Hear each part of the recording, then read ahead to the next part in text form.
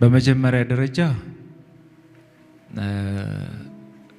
እኔን እየረዳኝ ያለው የሚረዳኝ እግዚአብሔር ነው። የሰው ልጅ በአቅሙ ሊበረታ አይችልም። በእውቀቱ የሚፈልገውን ነገር ማሳካት አይችልም። በሀብት የፈለገውን ነገር መግዛት አይችልም። በእግዚአብሔር ፈቃድ ነው ሁሉ ነገር የሚሆነው። ከዚህ በተጨማሪ ግን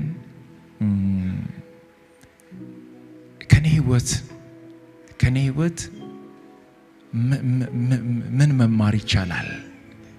አብነት ህይወቱ ይናገራል። አብነት ኑሮ ይናገራል። ከዚህ በኋላ ሁሉ ነገር በቃኝ። እኔ አልፈልግም በቃኝ። በእኔ ምክንያት የሆነች የታመመችና ታክማለች።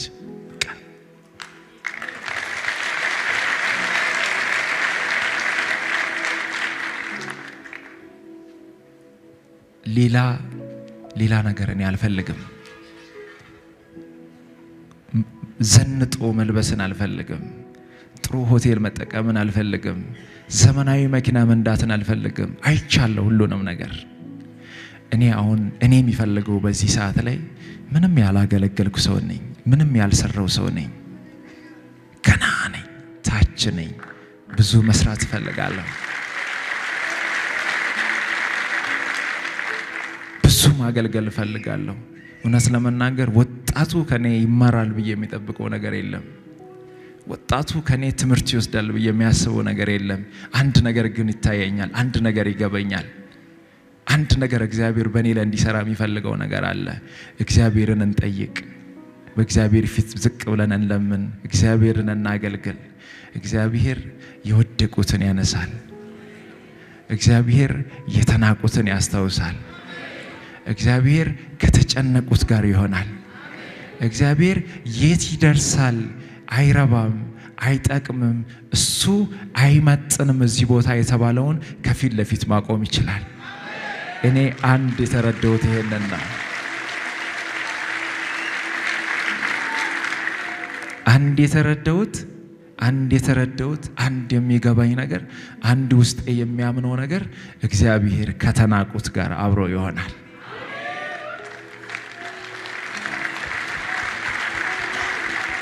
እግዚአብሔር የወደቁትን ያነሳል። እግዚአብሔር ሰው እኔ ከልቤ የማይጠፋው ቦረና የገጠመኝ ነገር ልንገርህ። ቦረና የሚባለውን አገር ሲሄድ በረሃብ የተጎዱ ወገኖች በዛ ጊዜ ላይ እንደው እግዚአብሔር ከረደኝ እንደው 1 ደርዘን ሃይላንድ ውሃ ቢሰጣቸው ብዬ ነበር የሄድኩት። ታስተውሳላችሁ? የነካሁት ሁሉ ይባረክ ነበር።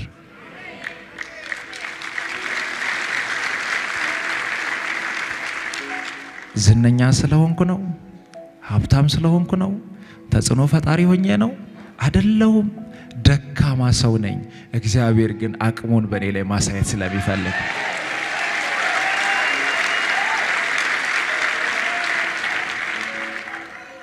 ጎፋ በመሬት መንሸራተት ምክንያት ያ ሁሉ ህዝብ ሲያልቅ አብነት እዛ ቦታ እንዳትገባ እንዳትረግጥ፣ ያ ቦታ ይሰምጣል፣ ትሞታለህ፣ ውጣ። እግዚአብሔር እኔ እገባለሁ፣ አንተ ቀድመህ ግባ። እግዚአብሔር ሆይ የጎፋን ነገር ለአንተ አሳልፌ የሰጠው አንተ ተናገር። እዛ ቦታ ላይ የኔ ክብር እንዳይታይ ያንተ ክብር ከፍ ብሎ ይታይ። የኔ ስም እንዳይጠራ በኔ ላይ ያንተ ስም ይጠራ። የማገለግለው አገልግሎት፣ የሚሰራው ስራ፣ የኔ እንቅስቃሴ እውነት ነው የምላችሁ። አንዱም በኔ አቅም አይደለም፣ በእግዚአብሔር ነው።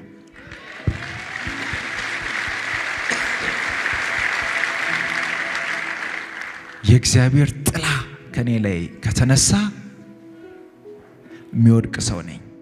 በእግዚአብሔር እጅ መዳፍ ላይ ስላለው ማንም ጠላት ሊያገኘኝ አይችልም።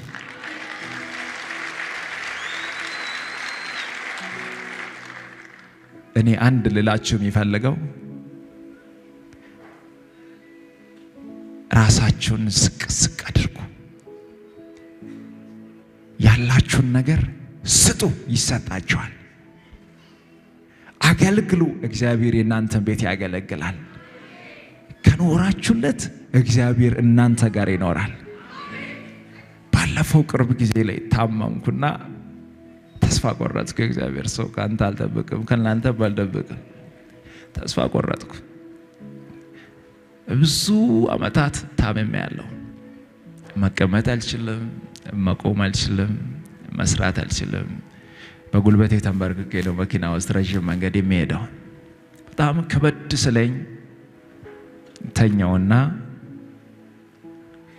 ከባድ ጭንቀት ውስጥ ገባው። ከሰጠኝ ሁሉንም ሰጣለሁ ብዬ ያን ሁሉ ነገር ነግሬው እግዚአብሔር ባረከኝ። በብዙ በረከት በሞገስ ባረከኝ፣ በጸጋ ባረከኝ። መልካም ሰዎች እንዲከተሉኝ እንዲያግዙኝ አደረገ።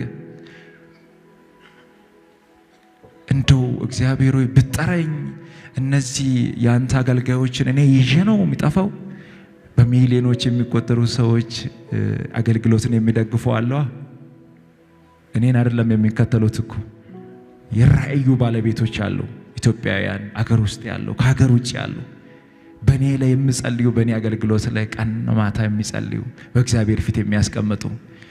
ጭንቀት ውስጥ ገባውና ወዲያው ነው ቲክቶክ አካውንቴ ላይ ወደ 4 ሚሊዮን የተጠጋ ተከታይ አለ። ፌስቡክ ላይ 1 ሚሊዮን ያለፈ አለ። ዩቲዩብ አለ፣ ኢንስታግራም አለ። እኔ ሲጠፋ ይሄ ህዝብ መጥፋት የለበትም።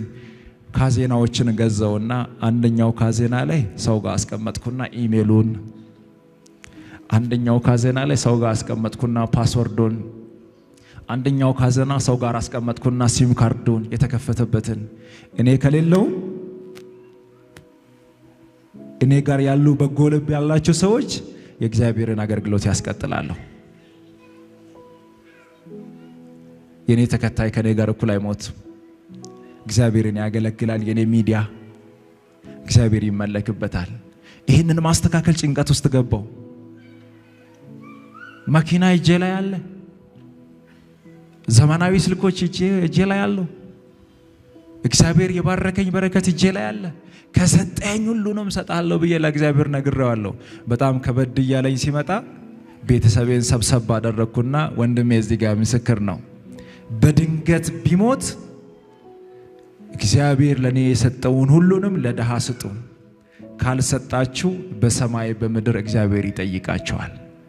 ወንድሜ ብያለሁ አላልኩም?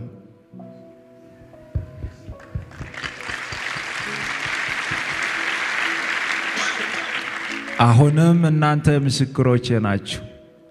እግዚአብሔር ልጅ ይፈልጋለሁ ለሌላ አገልግሎት ብሎ ቢጠራኝ እንኳን እግዚአብሔር ለኔ የሰጠው ሁሉ ለደሃው ይሆናል።